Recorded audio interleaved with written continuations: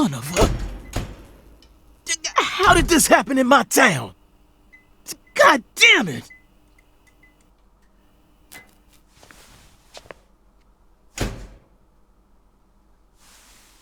The head and limbs were severed and lined up, according to the lines that were drawn with her blood. Just like migratory birds flying systematically across the sky. Hey, Zach, what do you think this means? They're severed roots. Severed roots? This is the way the Clarksons kill someone when they want to cut 'em off from the family. And how do you know about this? Everyone in town knows about it. They're just too scared to talk.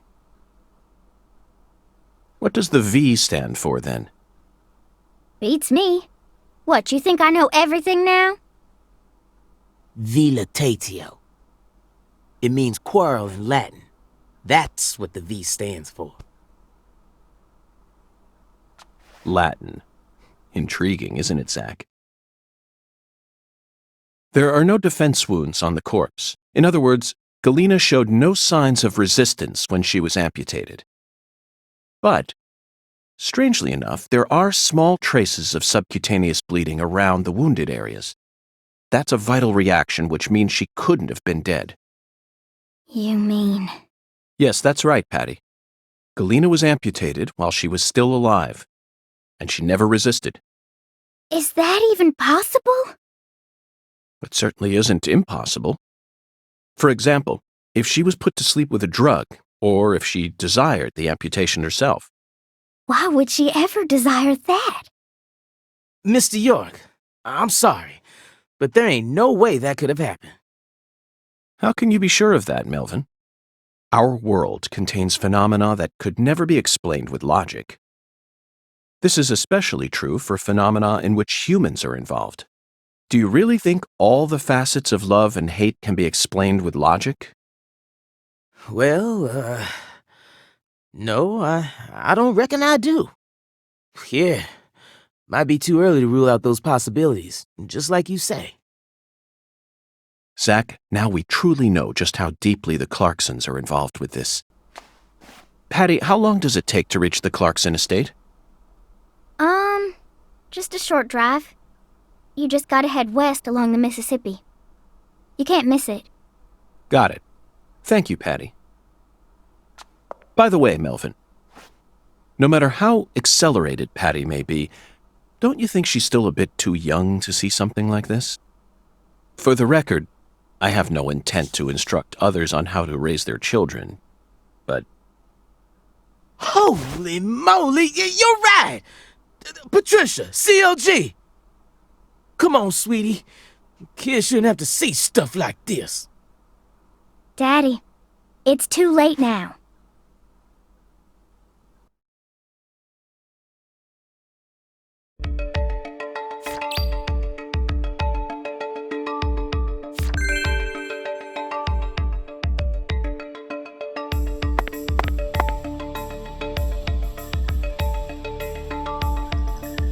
You sure you okay, CLG? I'm fine. Besides, I'm used to seeing stuff like that on CSI. You're the one who looks pale, Daddy. Well, it did shake me up a little, but I'll be back to normal in no time. Sorry about that, Mr. York. What say we rest in the interrogation room till we all calm down, CLG? Sure thing, Daddy. I'm gonna go sit with Daddy for a bit, Agent York. We can join back up later.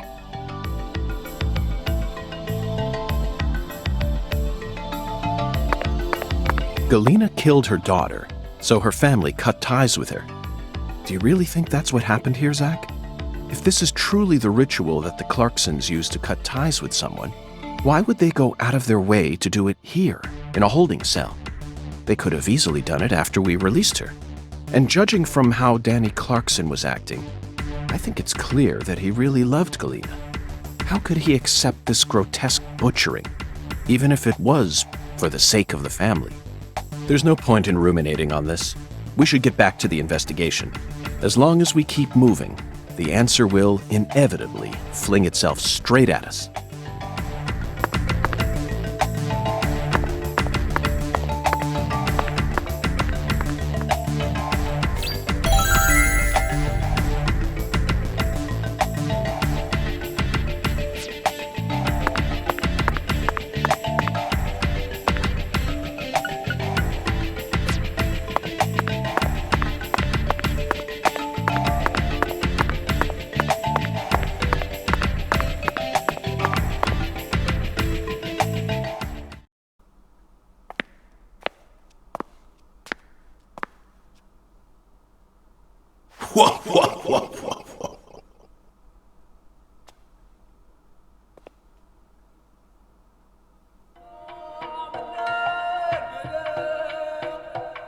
You found the flying serpent.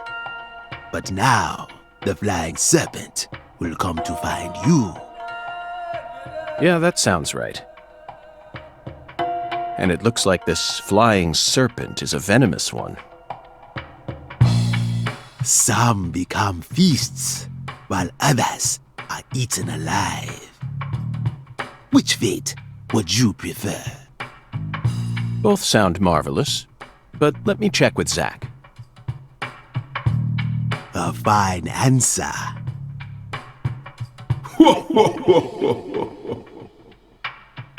Find the one who fired the pistol at heaven.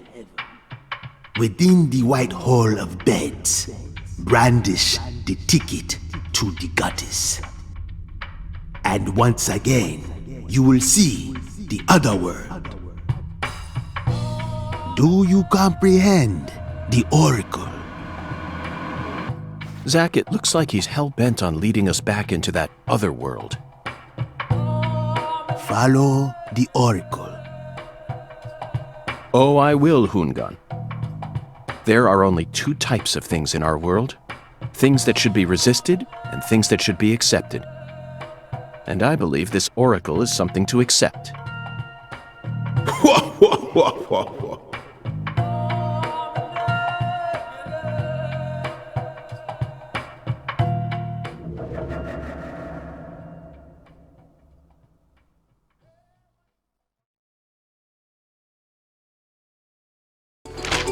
Do you think we're crazy for believing everything that skeletal gentleman says? No, we're not crazy. Not one bit. This is our destiny, that's all. But I shouldn't need to explain that to you, Zach. The one who fired the pistol at heaven. Firing pistols at the sky might be a rather common occurrence for the South. Remember? Young Guns, 1988, directed by Christopher Kane. There's that great scene where Emilio Estevez keeps firing his Colt M1877 up at the sky. Well, but that film took place in New Mexico, didn't it? And the Oracle probably isn't referring to a situation like that. Bingo, Zach. We're currently running a race here. And the one who started this murder investigation is indeed the one who fired the pistol at heaven. In other words, the person who first discovered the body. According to the files, Lisa's body was discovered by Chuck Thompson, a crawfish farmer. He apparently works out of a fishing hut located in the marshes south of the bayou. Let's go pay him a visit. Who knows? We might even get to see some crawfish. What? Why isn't the murderer the one who started this race? Zach, this isn't like you. Of course the murderer isn't the one who started the race. The murderer's running it. They're currently in first place, and they're breaking all the rules. Any more objections, Zach? Within the White Hall of Beds. This one is even easier. There are only a few establishments that have a whole hall's worth of beds, especially in a small town like this. I'm sure you've already got a pretty good idea about what the answer is, Zach. Beds all lined up. Only an amateur would hear that and think it must be referring to a brothel. I mean, come on, who would ever use White Hall as a symbol for a bordello? No, a White House refers to the same place no matter what country you're in. You never disappoint me, Zach. It's a medical facility. They invite their patients into rooms full of beds where they're tended to by doctors and nurses clad in white. It's definitely a White Hall, where people are invited into beds. You always manage to impress me with your intuition. I'm really counting on you here, Zach, and I know I'll always be able to.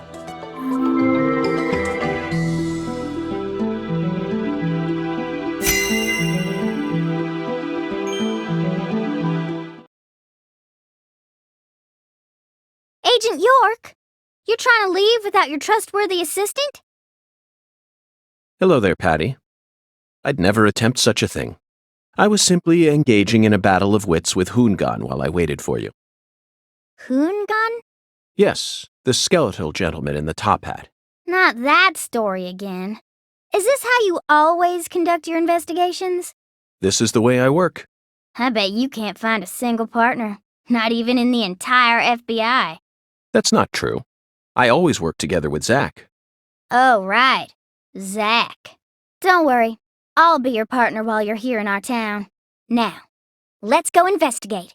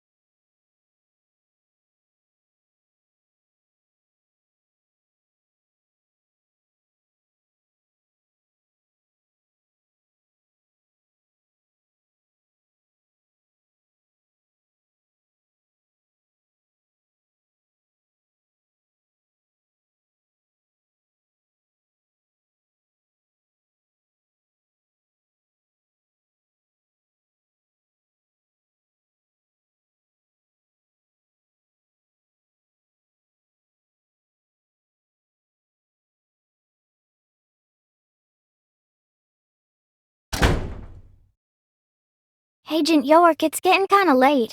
You shouldn't be dragging a kid around at this time of night, you know. If you say so. I'll walk you home then. No thanks. I can walk home on my own. Stop treating me like a kid.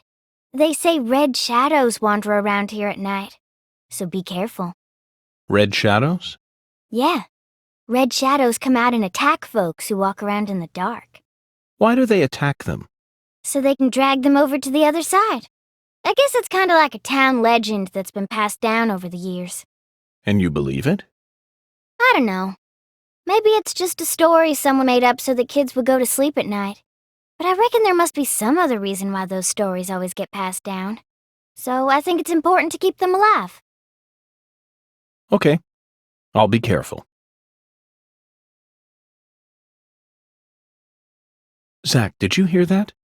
Red shadows. Sounds like a must-see to me.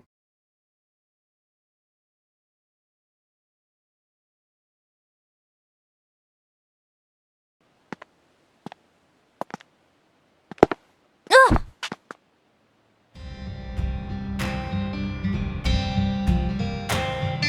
How's your mama?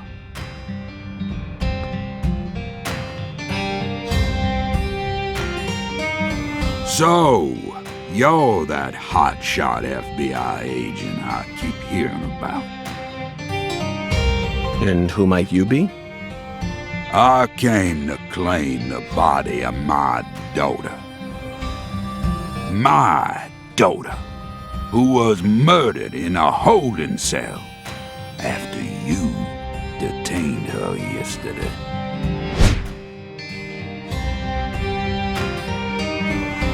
Zach, I wasn't expecting to run into the final boss this early. You must be the head of the Clarkson family, P.J. Clarkson. And you've come to claim the body of Galena Clarkson, whose dismembered corpse was found early this morning. Is that correct? Where did you learn that Galena had been murdered? Zach and I just learned of the news ourselves. This is Lou Corey. And I am P.J. Clarkson. There ain't a single thing I don't know about this town. I see. So then you must also know about the severed roots ritual. I have a question for you, Philip. We suspect that Galena was murdered by someone from the Clarkson family. Have you given that possibility any consideration? Listen up, you FBI piece of shit. You better watch your manners around my pa. Shut up, Daniel. But, sir... My bad, sir. I'll have you know I once had 3 children. But I must not have raised them very well, because my son and my eldest daughter both ran away and never came back to me. The only one who stayed by my side was my second daughter, Galena. Then she done married Daniel here into the family and presented me with both an heir and a granddaughter. Seemed for a while as if things were finally starting to calm down. But then, someone corrupted both Galena and Lise. And I lost everything. Well, aside from my shit-heel son-in-law, that is. You understand me, FBI? Galena's death is nothing but a loss for the Clarkson family. That doesn't mean the Clarksons are automatically innocent, though. Humans don't always act out of self-interest, do they? That mouth. You're starting to sound more and more like your mother.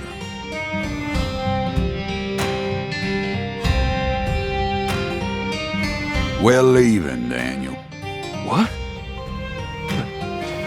But my treasure...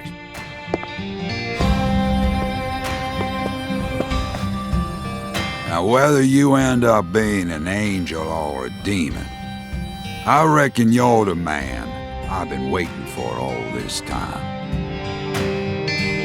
Once you finish that autopsy and we're clear to take her home, I want you to give me a call. They're phenomenal, Patty. So perfectly rural. Ominous statements, foul-mouthed insults. This town possesses a complicated system of communication that you just can't find in the city. Work-centric emails are so cold and lifeless. This is what true human connections feel like. Connections as visceral as blood itself. So, Agent York, what's next on your agenda? The last boss may have gotten the jump on us, Patty, but I didn't let him shake my resolve. I intend to obey the skeletal gentleman's oracles, and that's that.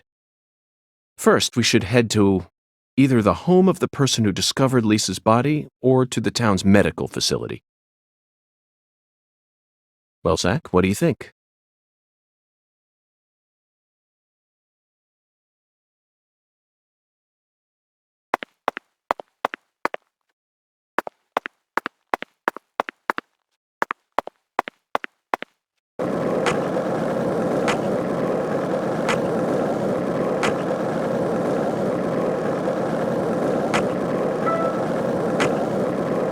Were you thinking about Galena too? And all the other women we've seen so far on our travels across the states? Zach, I'm right, aren't I? This is a vast country. Incredibly vast. And it's mostly composed of mountains, deserts, and farmland, with small towns scattered about here and there. That's how America looks to me. Compared to the scale of this entire country, New York, Chicago, and LA are all microscopic. Sometimes they even feel like figments of my imagination. Think back to what Las Vegas looked like when we were driving up I-15. It was a mirage. But TV and movies dress up those mirages and broadcast them to people all around the world. Meanwhile, American women become fascinated by the gorgeous city lights and are drawn toward those illusions. The very same women who were chosen as prom queens in their small towns. In the end, all they find are ghosts. Once their eyes adjust to that blinding light, they realize there's nothing but vanity and lust surrounding them. They finally figure out that it was all in their heads. Then they quickly try to satisfy themselves with something else. Drugs. And drugs are the gateway to a whole pantheon of crime. Zach, remember what you told me once? The women who turn to crime aren't the evil ones. The drugs aren't evil either. They're nothing but chemicals. The ones who feed off those women and use them. They're the ones to hate. Let's go, Zach. We need to find the person who's hiding behind Galena and drag them out into the blazing southern sun.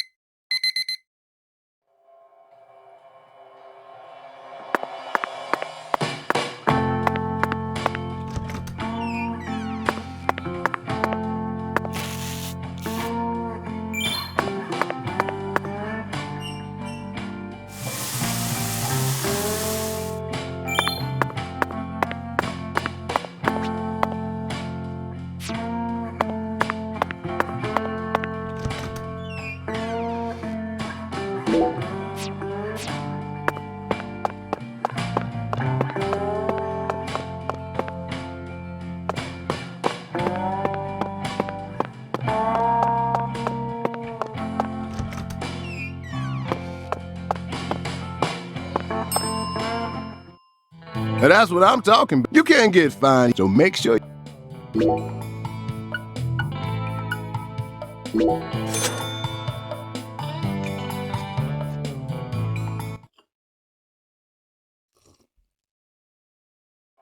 Thanks, miss. Next time.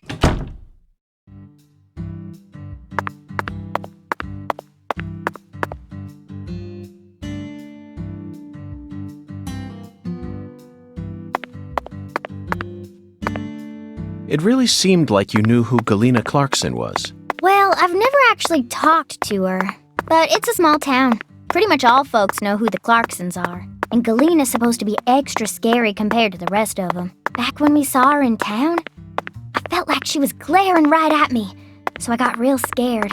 No one will come out and say it, but I'm pretty sure they're all relieved that she was the killer. We're lucky the killer ended up being a member of the Clarkson family. Otherwise, the whole town would have turned into a battlefield. You've got a point, but did everyone really hate her that much? They didn't hate her. She hated them. She had this real peculiar way of treating people. I don't know how to describe it. Contemptful? Yeah, I guess that's it. She never opened up to anyone in town. She was rich, beautiful, and wanted to become an actress. So she went to a metropolitan city to refine herself. There's always a chance that people like her may develop prejudices towards those who stay in the countryside. A big chance, even. But just because a person has prejudices doesn't mean they'll go out and murder people. That's where my doubt lies. Was there any sort of omen which made people happy that she was the killer instead of someone else? I'm just telling you how I feel. How am I supposed to know if everyone else in town felt the same way? I never thought she'd actually go and kill her own daughter, though. There it is, Zach. It appears that her attempt to kill me wasn't simply a case of being in the wrong place at the wrong time. Maybe she was sad. Sad? Perhaps. Instead of returning as a star, she was forced to come home after her dreams were crushed. That certainly sounds like a sad story, doesn't it, Zach? No, Agent York, not that kind of sad. The kind of sadness that keeps folks away, hidden behind her attitude. Is there a word for that? Maybe it ain't in her attitude or her words, but the way she appears. Yeah, it's in her eyes. They remind me of someone. Who? PJ Clarkson? No, someone else.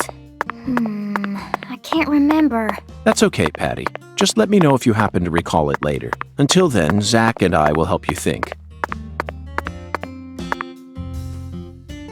You didn't even twitch when you saw Galena's body. Why would I? Dead things can't hurt us, right? Girls your age don't usually think that way. Do you have kids, Agent York? No, I don't.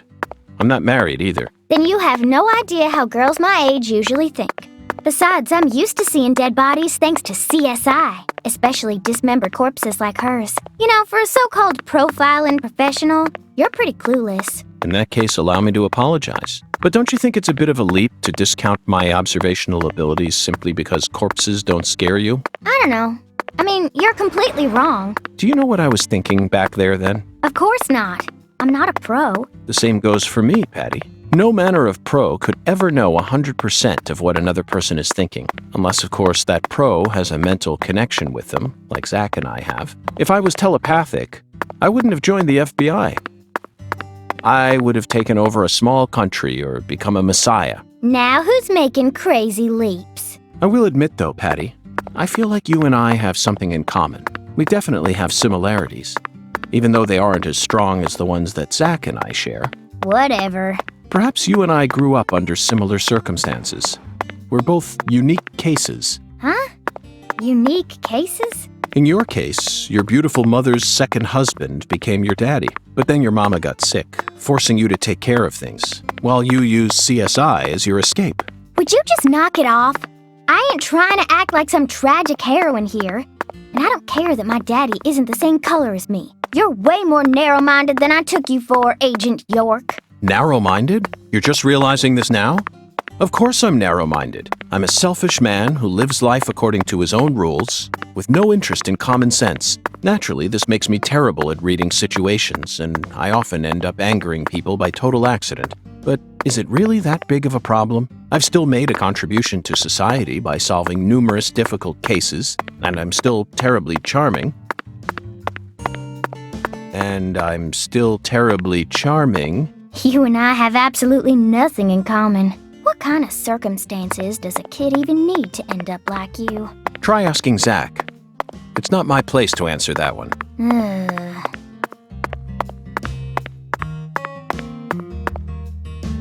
What else have you seen on that sci-fi movie channel? Agent York, why are you asking me that? Discussing movies is one of the most basic forms of communication in our country. What time period do you live in? It's always been that way in every era. In this country, all dialogues always begin from films. Ugh. Says who? You're making me sick. Sick? Yeah, I feel like I'm gonna puke. I know just what you need to do, Patty. What? Tell me what other movies you've seen on that sci-fi channel. Ugh. You're so annoying. Fine. I saw this one movie where a pretty lady and an old guy fight, and they were both robots. Ah, Terminator 3, Rise of the Machines. 2003, directed by Jonathan Mostow. I knew you were an Arnold S. fan. Oh, you said it again. Oh, whatever. I'm not a fan of his or anything, okay? He just happened to be in it. So, what did you think? I knew of the name Terminator, but it was my first time seeing one of those movies. What? You've never seen Terminator? Well, the first two came out before I was even born. I know, but come on. It's Terminator. Boys probably like it, but I'm sure most girls don't give two craps about it. Oh, but I know it was directed by the same person who did Titanic. Titanic? Oh, you mean Raise the Titanic, 1980, directed by Jerry Jameson. But he didn't direct Terminator. He's famous for Airport 77 and The Deadly Tower. You probably know this already, but The Deadly Tower was based on the 1966 Texas Tower sniper incident. I learned about it at the FBI Academy in Quantico. In the film, Kurt Russell plays Charles Joseph Whitman, the assailant. He really brought the character to life with an awe-inspiring performance. What's wrong, Patty? I'm just trying to talk about Terminator 3, that movie you saw, but you're not paying any attention. So be it. If you're not in the mood to talk, then let's return to the investigation. It's a shame, though. We really wanted to hear more about the films you saw, didn't we, Zach?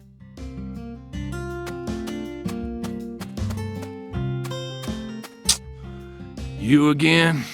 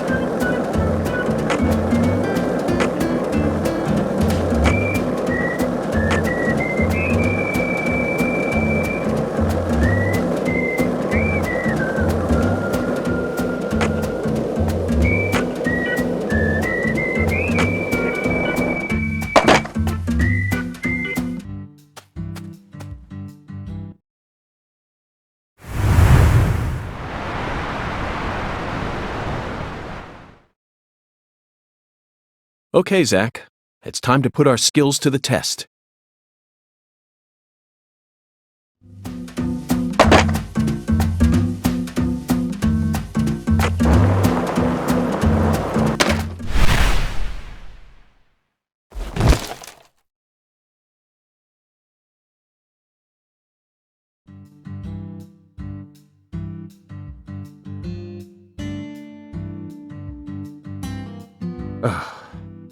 Well, Zach, it seems as if we've reached an impasse. I'm afraid we won't be able to proceed any further like this. Zakari Tiger to DC Eagle? Is everything alright? Hello, Melvin. Sadly, my darling just gave out on me. Your darling? You mean... Yes, that's right. My beloved skateboard. I know the chances are slim, but do you happen to know of any establishments in town that can repair skateboards? Please, I hope this doesn't offend you. Neither Zach nor I would ever dare to assume that a remote country town like this would have a skateboard shop in it. But perhaps you have at least one eccentric who likes to tinker with them in their spare time. I know just the person. Double bass player by night, trick master by day. God blessed her with 2 talents, and her name is Emma Sanders. Emma? That's right. She's Pastor Sanders' adopted daughter, and was also Lise Clarkson's best friend. Emma really knows her stuff. She's got tools and a mountain of parts, so I'm sure she'll be able to help. I owe you one, Melvin. Zach, I never thought we'd find our very own skateboard mentor out here in the sticks. Let's head straight to Emma. What is it, Zach? Why didn't I just ask the sheriff to tow away the old cars? But isn't it obvious? I want to overcome this obstacle using my own strength. In fact, I want to soar over it.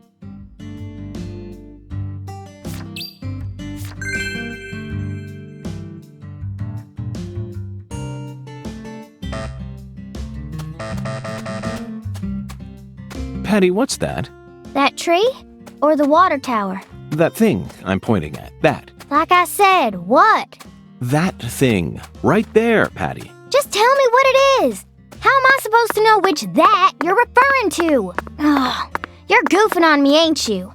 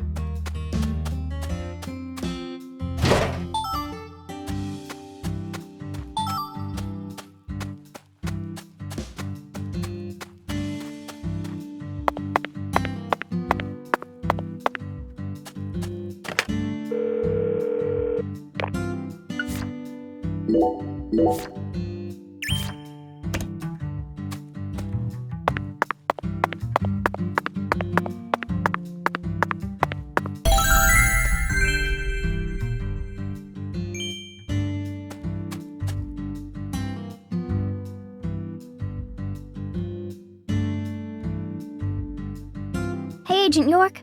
I feel like someone's in there. Let's go and see.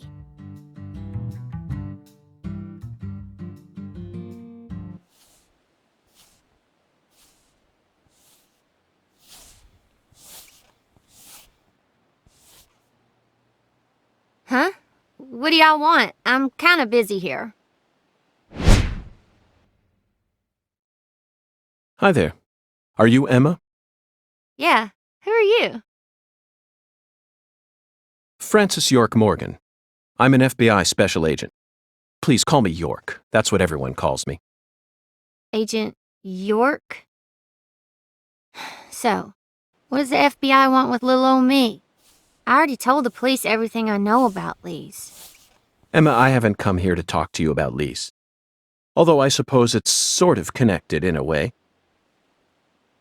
My darling is broken, and I need you to fix her. You call your board your darling? I never heard that one before. All right, let me see it. I'll try and assess the damage.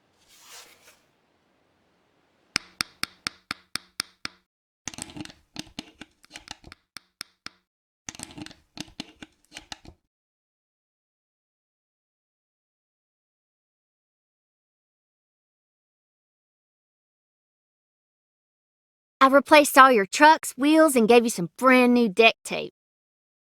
Also, you were missing a tail guard, so I put one on for you.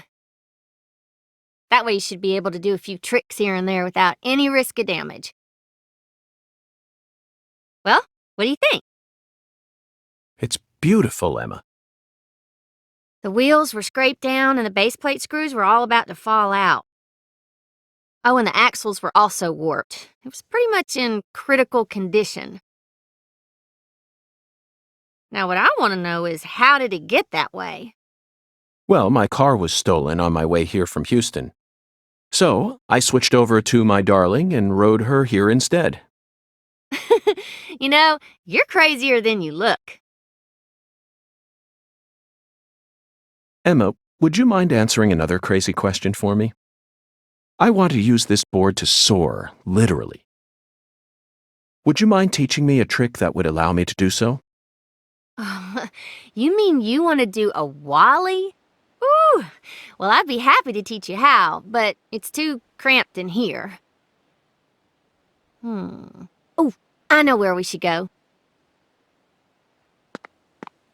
You want to learn too?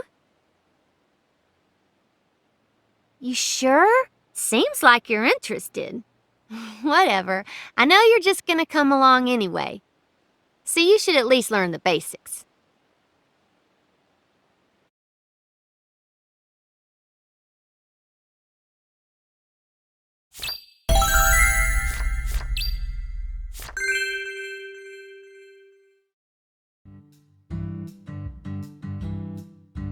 Okay, Agent York. Now we should have enough room to practice. I'll show you how it's done first, then you just practice till you learn how to do it, okay?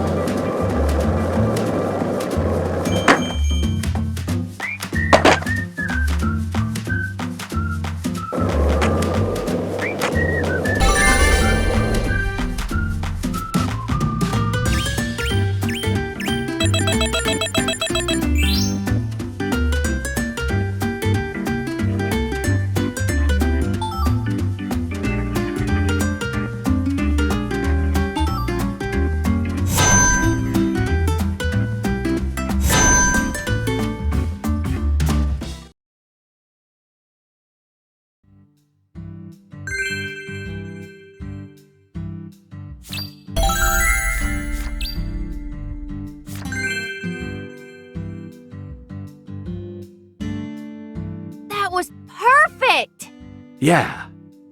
Thank you, Emma. I only learned that new trick thanks to your guidance. Now I'm sure that Zach and I will be able to reach our destination without any trouble at all. Thank you for assisting in the investigation. Glad to be of service.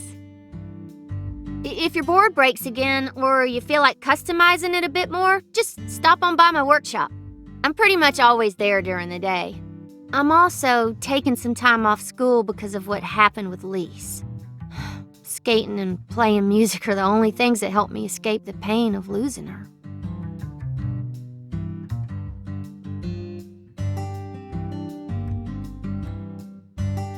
Zach, did you see the expression on her face just now? She works hard to act cheerful, but she's yet another person who was hurt by the tragedy. Lisa's death is like wildfire, spreading embers of sadness throughout the entire town.